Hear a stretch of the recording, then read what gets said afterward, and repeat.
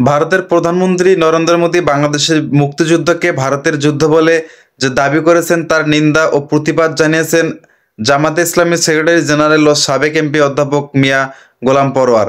মঙ্গলবারের 17 ডিসেম্বর এক বিবৃতিতে তিনি এসব বক্তব্য রাখেন।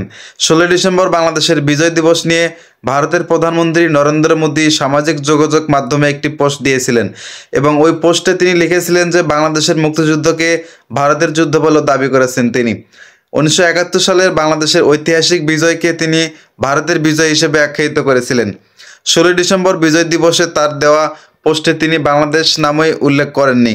নরেন্দ্র মোদীর এ বক্তব্য বাংলাদেশের স্বাধীনতা, সার্বভৌমত্ব ও মুক্তিযুদ্ধের প্রতি অসম্মান এবং অমর্যাদাপূর্ণ বলে দাবি করেছেন তিনি। তার এই বক্তব্যের মাধ্যমে প্রমাণিত হলো 53 বছর আগে জামাতে ইসলামীর ভারতের আধিপত্যবাদের আশঙ্কা সম্পর্কে যে বক্তব্য দিয়েছিল তা সঠিক। নরেন্দ্র মোদী তার পোস্টের মাধ্যমে জামাতের বক্তব্যর সত্যতার পক্ষে রাজসাক্ষী হয়েও রইলেন। আমরা ভারতের প্রধানমন্ত্রী নরেন্দ্র মোদীর এ বক্তব্যকে নিন্দা ও প্রতিবাদ জানাচ্ছি।